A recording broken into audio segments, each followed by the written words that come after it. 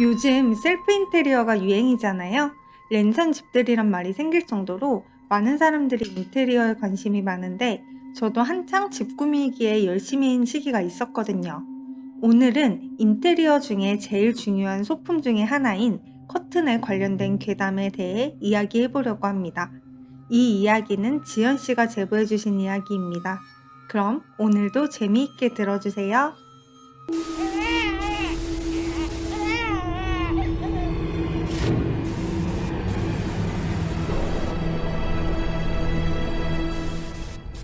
이 이야기는 8년 전 제가 16살 때의 일입니다. 제가 초등학교를 졸업하고 중학교에 입학하자 엄마는 혼자만의 시간이 많아졌다고 좋아하시더니 필트 모임에 나가기 시작하셨습니다. 워낙 손재주가 좋으셨던 엄마는 이것저것 뚝딱 잘 만들곤 하셨죠. 그러던 어느 날 학교가 일찍 끝나고 바로 집에 왔는데 엄마가 원단 사러 시장에 갈 건데 같이 가자고 하시더라고요. 그래서 전 떡볶이도 사달라고 할 겸 엄마를 따라 나섰죠. 시장에 도착하니 원단 가게가 참 많았는데 엄마는 평소 다니시던 가게가 있다고 하셔서 저희는 곧장 그 가게로 들어갔습니다. 정말 많은 천들이 있더라고요. 엄마는 천천히 이것저것 살펴보시며 천을 고르셨고 전 엄마가 빨리 사고 나가서 떡볶이나 먹었으면 좋겠다 생각하고 있었죠. 한참 천을 고르시던 엄마는 별로 마음에 드는 천이 없으셨는지 못 고르고 왔다 갔다 하시더라고요. 그러자 사장님으로 보이는 할머니께서 엄마에게 찾는 원단이 있냐고 물어보셨고 엄마는 사고 싶은 원단에 대해 쭉 설명했습니다. 이야기를 듣던 사장님께서 한참을 골똘히 생각하시더라고요. 그러시더니 어디론가 들어가서 잘 접혀있는 천 여러 개를 들고 나오셨습니다. 엄마는 그 천들을 보자마자 너무 마음에 들어 하셨고 바로 구매하셨어요. 엄마는 집에 오는 내내 너무 마음에 든다고 이걸로 예쁜 포인트 커튼을 만들 생각이시라며 한껏 들떠계셨죠. 그리고 며칠 후 엄마는 뭘 만들기 시작하면 보통 2, 3일 안으로 완성을 했는데 이번엔 유난히 오래 걸리시더라고요. 심지어 바늘에 손이 찔렸다, 어깨가 자꾸 결린다, 눈이 잘 안 보인다 이런 이야기를 자꾸 하셨어요. 사실 그때까진 엄마랑 저랑 둘 다 대수롭지 않게 생각하고 넘겼습니다. 사람이 집중해서 뭘 하다 보면 충분히 생길 수 있는 일이니까요.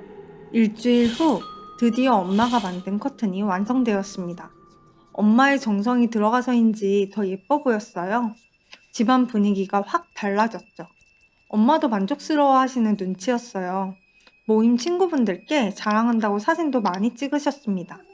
그리고 그날 저녁 파주에 사시는 이모와 친척 동생들이 집에 놀러 왔어요. 서울에 볼 일이 있어서 왔다가 저녁 함께 먹고 가려고 들렸다고 하시더라고요. 그래서 그날 저녁은 다 같이 외식을 하고 어른들은 2차를 갔다 오신다고 하셔서 제가 동생들을 데리고 먼저 집으로 돌아왔습니다. 집에 돌아오자 이제 막 초등학교에 입학한 어린 동생들은 숨바꼭질을 하고 놀자며 계속 졸랐고 전 마지못해 딱 한 번만 하자고 이야기했습니다. 그렇게 숨바꼭질이 시작되었습니다. 동생 한 명은 옷장에서 찾았고 한 명은 커튼 뒤에 숨어 있는 것 같았어요. 커튼이 누군가 들어가 있는 것처럼 붕 떠 있었거든요. 그래서 아까 찾은 동생과 살금살금 그 커튼 앞으로 걸어가 커튼을 확 제쳤는데 어라? 아무도 없는 거예요. 분명히 커튼이 떠 있었는데 저는 이 상황이 조금 이상하다고 생각했지만 옆에 있는 동생이 빨리 찾자고 보채는 바람에 하도 정신이 없어 아까 있었던 일을 까맣게 잊어버렸죠. 숨바꼭질을 하며 놀고 있다 보니 어른들이 돌아오셨고 이모와 동생들은 집으로 돌아갔습니다. 정신없던 하루가 지나고 저는 서둘러 잠자리에 들었습니다. 근데 그날따라 잠이 안 오더라고요. 그래서 출출한데 뭐라도 먹고 잘까 싶어 부엌으로 나갔습니다. 부모님께서 주무시고 계시니 당연히 거실은 캄캄했고 소파 옆 무드등 하나만 켜져 있었어요. 부모님이 깨시지 않도록 살금살금 부엌으로 가서 먹을 게 있나 찾아보고 있는데 갑자기 차르르 커튼을 칠 때 나는 소리가 들렸어요. 저는 반사적으로 뒤를 돌아봤지만 아무도 없었고 커튼도 그대로였습니다. 그래서 전 내가 잘못 들었나? 갸우뚱하고는 다시 간식거리를 찾고 있는데 그때 하는 소리가 들려왔습니다. 순간 겁에 질린 저는 뭐야 하고 재빨리 돌아봤죠. 그런데 커튼이 좀 이상한 것 같은 거예요. 사람이 커튼 뒤에 숨은 것 같이 사람 형체로 볼록하게 튀어나와 있었죠. 전 그 모습을 보자마자 너무 놀라 얼어붙어 버렸습니다. 온갖 생각이 다 들었어요. 전 덜덜 떨리는 목소리로 혹시 엄마야? 하고 물었지만 하지만 돌아오는 대답은 없었죠. 전 힘겹게 한 발짝 한 발짝 움직여 그 형체가 있는 앞까지 다가갔어요. 그리고 떨리는 손으로 볼록 튀어나온 곳을 손으로 눌러봤죠. 그러자 쑥 하고 커튼이 들어가더라고요. 그래서 얼른 커튼을 들어 안을 확인해 보는데 종아리부터 발이 없는 교복을 입은 여자 귀신이 둥둥 떠 있는 거예요. 절 죽이겠다는 듯이 노려보면서요. 전 순간 너무 놀라 그 자리에 주저앉았고 그 여자 귀신은 커튼을 들이밀며 저를 향해 점점 다가왔습니다. 전 주저앉은 채로 슬금슬금 뒤로 물러갔어요. 왠지 일어나서 뛰면 순식간에 붙잡힐 것만 같아서 도망칠 타이밍을 엿보고 있었죠. 너무 긴장한 탓에 심장이 터져버릴 것 같았지만 어쩌겠어요. 방법이 없는데. 그때 그 여자 귀신이 커튼 속에서 빠져나와 커튼이 펄럭하며 가라앉음과 동시에 귀신이 눈앞에서 사라졌습니다. 전 고개를 돌려 주변을 살펴봤지만 아무도 없었고 그제서야 안도의 한숨을 내뱉었습니다. 다행이다 생각하며 방으로 돌아가려고 뒤를 돌았는데 바로 그때 그 여자 귀신이 서 있었어요. 그것도 바로 코앞에서 절 잔뜩 노려보며. 전 너무 놀라 냅다 비명을 지르며 눈을 감은 채로 그 자리에 주저앉았습니다. 그러자 제 비명 소리에 놀란 부모님께서 뛰쳐나와 왜 그러냐고 무슨 일이냐고 물으셨죠. 전 그제서야 눈을 뜨고 주변을 둘러봤습니다. 아무것도 없었어요. 그리고 전 부모님께 귀신을 본 것 같다고 발 없는 여자 귀신이 있었다고 말씀드렸죠. 하지만 제 이야기를 듣던 아빠는 별일 아니라는 듯 웃으며 꿍꿍거라고 하시며 다시 방으로 들어가셨어요. 엄마는 뭔가 할 말이 있는 것처럼 하시더니 아무 말씀 하지 않으시고 아버지를 따라 들어가셨죠. 저는 아무도 제 말을 믿어주지 않아 억울했어요. 정말 두 눈으로 똑똑히 봤는데 하지만 어쩔 방법이 없으니 저도 그냥 방으로 돌아갔습니다. 그날 일은 이렇게 제가 꿈을 꿨는데 착각한 해프닝으로 마무리가 됐습니다. 그리고 결국 다음날 밤 문제가 터졌습니다. 저는 시간이 늦어서 자려고 씻고 왔는데 씻기 전에 화장대에 올려둔 핸드폰이 아무리 찾아도 없는 거예요. 침대 밑에도 옆에도 방을 샅샅이 뒤져도 없더라고요. 그래서 전 엄마 핸드폰으로 제 핸드폰에 전화를 걸어봤습니다. 핸드폰이 있어야 할 제 방에는 아무 소리도 안 들렸고 전 혹시나 하고 거실로 나와봤죠. 그러자 어디선가 희미하게 진동소리가 들려왔습니다. 아무래도 소파가 있는 쪽에서 소리가 들리는 것 같더라고요. 근데 아무리 찾아도 소파 위에는 없는 것 같아 엎드려 소파 밑을 살펴봤습니다. 그런데 어두워서 잘 안 보이는 거예요. 그래서 손을 뻗어 더듬거려 보고 있는데 핸드폰이 딱 손에 잡히더라고요. 하지만 찾았다 생각과 동시에 뭔가가 제 손목을 훅 잡았고 그 느낌에 너무 놀라 손을 뺐습니다. 너무 생생한 느낌이었지만 설마 내가 착각한 거겠지 생각하며 소파 밑을 들여다봤어요. 그리고는 전 충격적인 상황에 마주하게 되었습니다. 소파 밑에 엎드려 절 노려보고 있는 어제 그 여자 귀신과 눈이 마주쳤기 때문이죠. 그 여자 귀신은 저와 눈이 마주치자 순식간에 와다다다 기어나와 제 얼굴에 가까이 본인 얼굴을 들이밀었어요. 잔뜩 겁을 먹은 전 얼른 일어나 도망가려는데 그 여자 귀신이 제 두 발목을 움켜잡더니 내 거야 라고 말하며 더 세게 움켜잡았습니다. 놀란 전 있는 힘껏 비명을 질렀습니다. 그리고 곧이어 눈을 떴습니다. 꿈이었어요. 눈을 뜨니 제 방 천장이 보였고 제 몸은 식은땀 범벅이었습니다. 전 진짜 다행이라 생각하고 개운하게 씻어야겠다 생각했죠. 그런데 몸이 움직이질 않는 거예요. 안간힘을 써봐도 꿈쩍도 하지 않았죠. 전 또다시 무서워지기 시작했어요. 바로 그때 딸깍 소리가 나더니 방의 불이 꺼져버렸습니다.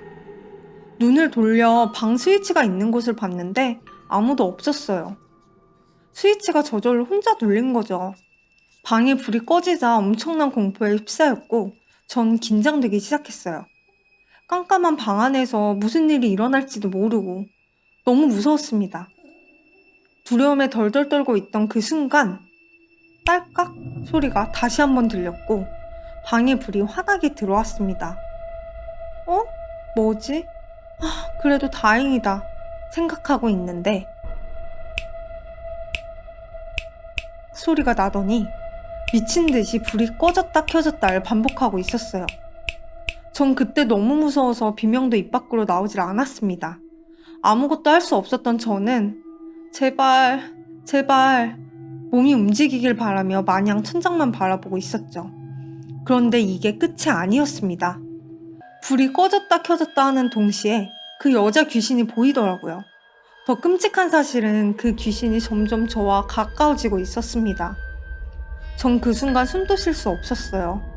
그리고 정말 귀신과 제 얼굴이 맞닿으려던 그때 누군가 흔들어 깨우는 느낌에 눈을 떴습니다. 절 깨운 건 엄마였어요. 엄마는 절 걱정스러운 눈빛으로 바라보고 계셨어요. 제 빨래를 가져다 놓으려고 방에 들어왔는데 제가 너무 고통스럽게 킁킁대는 소리에 절 깨우신 거라고 하셨죠.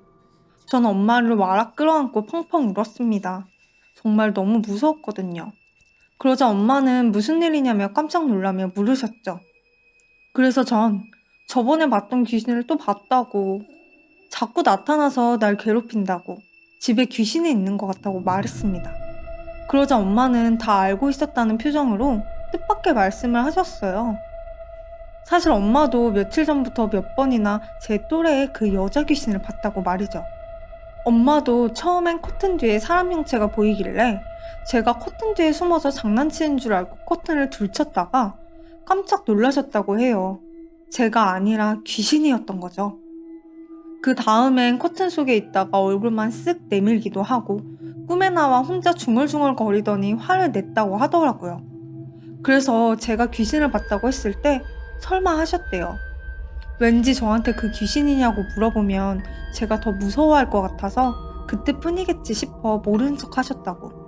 이렇게까지 힘들어하는지 몰랐다며 미안해 하셨죠. 엄마는 이대로는 안 되겠다며 평소 알고 지내시던 스님께 전화를 거셨죠. 엄마는 스님께 그동안 있었던 일들을 말씀드렸습니다. 그러자 스님께서는 혹시 최근에 집에 새로 들인 물건이 있는지 물어보셨죠. 근데 아무리 곰곰이 생각해봐도 새로 사온 물건이 없는 거예요. 그래서 뭘 놓친 게 있나 싶어 집을 쭉 둘러보는데 커튼이 눈에 딱 들어오더라고요. 그래서 전 엄마에게 커튼이 아니냐고 이야기했고 제 이야기를 들은 엄마는 스님께 직접 만든 커튼도 문제가 될 수 있냐고 여쭤봤죠. 그러자 스님께서는 그럼 사온 원단에 문제가 있을 수 있다고, 시장에서 사온 게 확실하다면 가서 물어보라고 하셨습니다. 그때 갑자기 저는 엄마가 그 가게에서 원단을 사던 날 사장님의 얼굴이 떠올랐어요. 골똘히 뭔가를 심각하게 생각하시던 그 표정이. 엄마는 그때까지도 반신반의하시며 시장으로 가셨습니다. 원단 가게에 도착한 엄마는 사장님께 조심스레 여쭤봤어요. 혹시 그때 샀던 원단을 따로 빼두신 이유가 있냐고, 왜 꺼내놓고 팔지 않으셨냐고요. 그러자 사장님께서는 한참을 아무 말 없으시더니 사실 그 원단은 사장님 손녀에게 학교에서 춥지 말라고 예쁜 담요를 만들어 선물하려고 사주셨던 원단인데 몇 년 전 뺑소니 사고로 세상을 떠났다고 하더라고요. 손녀에게 주려고 했던 원단이라 차마 팔지도 버리지도 못하고 계속 보관만 하고 있다가 원단을 볼 때마다 손녀 생각에 마음이 너무 아파 힘들었는데 때마침 저희 엄마가 그 원단을 찾는 바람에 잘 쓰이길 바라시면서 큰맘 먹고 판매하셨던 거라고 하시더라고요. 그 이야기를 듣고 저와 엄마는 정말 깜짝 놀랐습니다. 사장님의 말씀이 끝나자마자 엄마는 손녀가 혹시 나이가 중학생쯤 되냐고 물어보셨어요. 그러자 사장님은 어떻게 알았냐고 하시면서 카운터 안쪽에 붙여뒀던 사진을 떼어 보여주셨는데 그 사진을 보자마자 전 온몸에 소름이 쫙 돋았습니다. 제가 봤던 그 여자 귀신과 똑같이 생겼으니까요. 엄마와 전 둘 다 할 말을 잃었습니다. 잠시 후 엄마는 사장님께 이 원단 때문에 손녀가 저희 집에 따라온 것 같다고 말씀드렸죠. 사장님께서는 그 이야기를 듣더니 대성통곡을 하셨어요. 내 새끼 불쌍해서 어쩌냐면서요. 엄마는 이 모든 사실을 스님께 말씀드렸고, 스님은 커튼이랑 남은 원단을 가지고 절에 오라고 하셨죠. 스님은 그 아이를 위해 기도를 해주셨고, 저도 잘 가라고 명복을 빌어주었습니다. 기도가 끝난 뒤 저희는 그 커튼과 원단을 모두 태워 보내줬습니다. 그 아이는 자신을 잊지 못하고 그리워하는 할머니를 차마 떠나지 못해 계속 거기에 머물렀던 걸까요? 그리고 또 본인의 선물이 될 원단을 사간 저희가 못마땅해 그 원단을 돌려받기 위해 저희 집까지 따라온 걸까요? 정확한 이유는 아직도 모르겠지만 그날 이후로 그 아이는 저와 엄마에게 나타나지 않았습니다. 그때 경험했던 기억을 떠올리면 아직도 온몸에 닭살이 돋을 정도로 소름 끼치고 무섭지만 저는 어린 나이에 사고로 떠난 그 아이가 이젠 다 내려놓고 편안했으면 좋겠다고 생각합니다.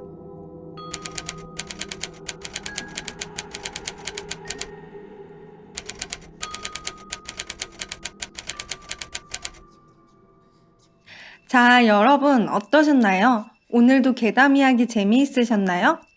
그렇다면 잊지 말고 구독, 좋아요, 알림 설정, 댓글은 아시죠? 사랑입니다. 그럼 다음에 또 만나요. 안녕!